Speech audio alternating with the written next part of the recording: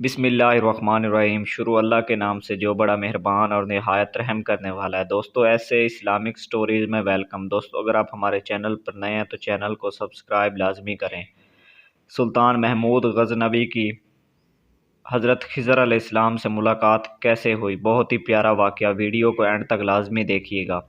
سلطان محمود غزنوی کا دربار لگا ہوا تھا۔ دربار میں ہزاروں افراد شریک تھے، جن میں اولیاء، کتب اور ابدال بھی تھے۔ سلطان محمود نے سب کو مخاطب کر کے کہا، کوئی شخص مجھے حضرت خضر علیہ السلام کی زیارت کرا سکتا ہے؟ سب خاموش رہے۔ دربار میں بیٹھا ایک غریب دیہاتی کھڑا ہوا اور کہا، میں زیارت کرا سکتا ہوں۔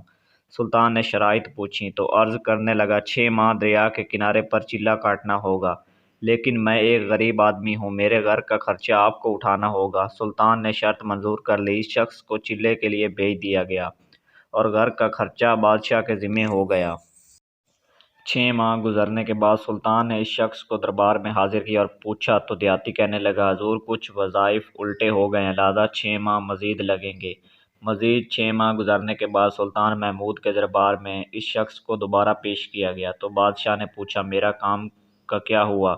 یہ بات سن کے دیہاتی کہنے لگا، بادشاہ سلامت، کہاں میں گنہگار اور کہاں حضرت خضر علیہ السلام؟ میں نے آپ کو جھوٹ بولا، میرے گھر کا خرچہ پورا نہیں ہو رہا تھا، بچے بھوک سے مر رہے تھے، اس لیے میں ایسا کرنے پر مجبور ہوا۔ سلطان محمود غزنوی نے اپنے ایک وزیر کو کھڑا کیا اور پوچھا، اس شخص کی سزا کیا ہے؟ وزیر نے کہا، اس شخص نے بادشاہ کے ساتھ جھوٹ بولا ہے، لہذا اس کا گلا کاٹ دیا جائے۔ دربار میں ایک نورانی چہرے والے بزرگ بھی تشریف فرما تھے۔ کہنے لگے، بادشاہ سلامت، اس وزیر نے بالکل ٹھیک کہا۔ بادشاہ نے دوسرے وزیر سے پوچھا، آپ بتاؤ۔ اس نے کہا کہ اس شخص نے بادشاہ کے ساتھ فراڈ کیا ہے، اس کا گلا نہ کاٹا جائے بلکہ اسے کتوں کے آگے ڈالا جائے تاکہ یہ ذلیل ہو کر مرے، اسے مرنے میں کچھ وقت تو لگے۔ دربار میں بیٹھے اسی نورانی چہرے والے بزرگ نے کہا، بادشاہ سلامت، یہ وزیر بالکل ٹھیک کہہ رہا ہے۔ سلطان محمود غزنوی نے اپنے پیارے غلام ایاز سے پوچھا، تم کیا کہتے ہو؟ ایاز نے کہا، بادشاہ سلامت، آپ کی بادشاہی سے 1 سال ایک غریب کے بچے پلتے رہے، آپ کے خزانے میں کوئی کمی نہیں آئی اور نہ ہی اس کے جھوٹ سے آپ کی شان میں کوئی فرق پڑا۔ اگر میری بات مانیں تو اسے معاف کر دیں، اگر اسے قتل کر دیا تو اس کے بچے بھوک سے مر جائیں گے۔ ایاز کی یہ بات سن کر محفل میں بیٹھا وہی نورانی چہرے والا بابا کہنے لگا، ایاز بالکل ٹھیک کہہ رہا ہے۔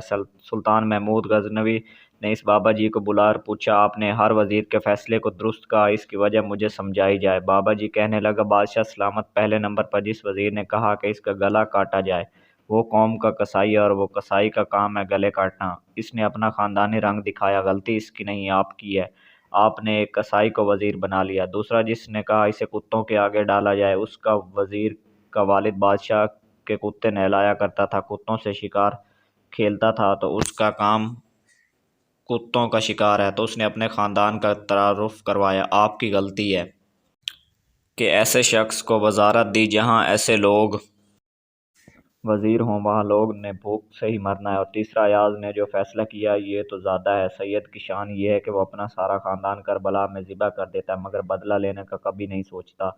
سلطان محمود اپنی کرسی سے کھڑا ہو جاتا اور ایاز کو مخاطب کر کے کہتا، ایاز، تم نے آج تک مجھے کیوں یہ نہیں بتایا کہ تم سید ہو؟ ایاز کہتا، آج تک کسی کو اس بات کا علم نہ تھا کہ ایاز سید ہے، لیکن آج بابا جی نے میرا راز کھولا، آج میں بھی ایک راز کھول دیتا ہوں۔